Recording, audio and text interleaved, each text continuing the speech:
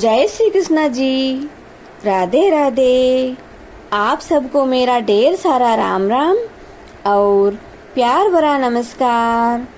आज मैं आपको बच बारस की कहानी सुना रही हूँ। इस कहानी को बच बारस की कहानी, ओगड़े पूजन की कहानी या तालाब पूजन की कहानी के नाम से भी जाना जाता है। तो आप बड़े प्रेम, श्रद्धा और आदर भाव से इस कथा को सुनिए। बोलिए बच बारस मैया की जय, गौ माता की जय। पुराने समय की बात है कि एक गांव में लंबे समय तक अकाल पड़ा रहा, तो उस गांव के साहूकार ने तालाब बनवा दिया।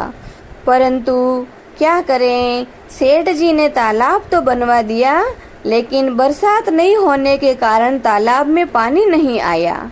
काफी समय तक तालाब में पानी नहीं आने के कारण साहूकार ने चिंतित होकर पंडितों से पूछा कि तालाब में पानी क्यों नहीं आ रहा है। तो पंडित जी बोले कि तुम्हारे दोनों पोतों में से एक पोते की बलि दे दो तो तालाब पानी से भर जाएगा। साहूकार को पंडित की ऐसी बात सुनकर चिंता सताए जा रही थी। साहूकार ने सोचा कि हमारी गोद में से एक पोता तो चला जाएगा, पर गांव का तो भला हो जाएगा, क्योंकि पूरा गांव प्यास के मारे मर रहा है। इससे तो अच्छा है कि मैं अपने पोते की बलि दे दूं।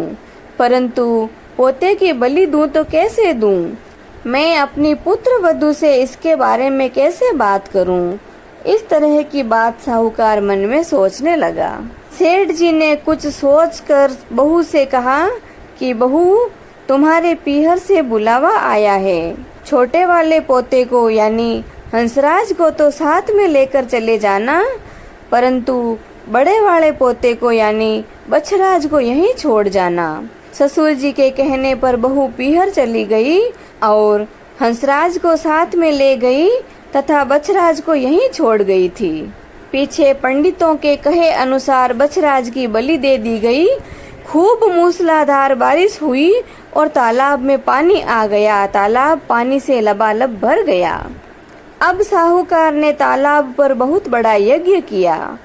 यज्ञ के लिए सबको बुलाया तो बहू के भाई ने कहा कि बहन, तेरे यहाँ इतना बड़ा यज्ञ उत्सव हो रहा है, परंतु तेरे ससुर जी ने तेरे को नहीं बुलाया। मुझे तो बुलाया है, मैं तो जा रहा हूँ। तो बहन अपने भैया से बोली कि भैया, घर में बहुत काम है, इसलिए उनसे कोई भूल हो गई होगी, लेकिन मुझे अपने घर जाने में कैसी शर्म, मैं भी तुम्हारे साथ चलती हूँ। बहू बिना बुलाए ही वापस अपने घर आ गई। बहू को देखते ही सास ससुर डरने लगे और आपस में एक दूसरे से बोलने लगे कि अभी बहू पूछेगी तो हम क्या जवाब देंगे। फिर भी सासू माँ हिम्मत करके बोली कि बहू चलो, आज बच बारस है, तालाब की पूजा करने के लिए चलें। सास बहू दोनों ने तालाब की पूजा की। सासू माँ बोली, बहू तालाब की किनार कसुम्बल से खंडित करो। उस जमाने में दोस्तों, जिस महिला के पुत्र की प्राप्ति नहीं होती थी, उस महिला से उसके कसुम्बल से तालाब की किनार को खंडित करवाया जाता था। तो बहू से सास ने कहा कि तालाब की किनार को कसुम्बल से खंडित करो। तो बहू बोली कि मैं क्यों खंडित करूं, मेरे तो हंसराज और बछराज दो पुत्र हैं। सासू जी बोली कि जैसा मैं कहती हूँ वैसा ही करो।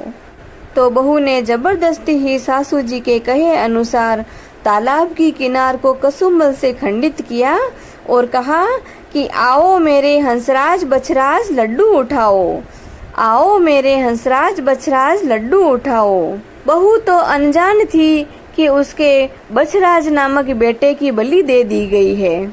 उसकी सासू माँ मन ही मन भगवान से प्रार्थना करने लगी कि हे बच बारस माता, आज मेरी लाज रखना, हम अपनी बहू को क्या जवाब देंगे।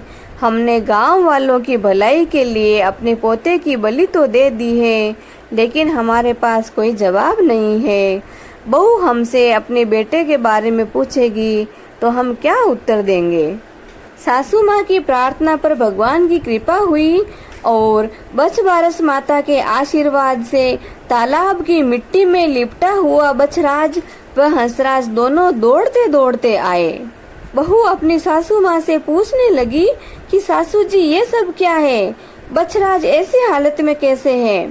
तो सासू जी ने सब बात सच सच बताई और कहा कि हे बहू रानी, भगवान ने आज मेरा सत रखा है, इसीलिए तभी से इस परंपरा को निभाती हुई माताएं बहनें सभी मिलकर ओगड़े यानी गोबर की पाड़ का तालाब बनाकर उसकी पूजा करके किनार खंडित करके उस पर लड्डू रखती है और वे लड्डू अपने बेटे से उठवाती है।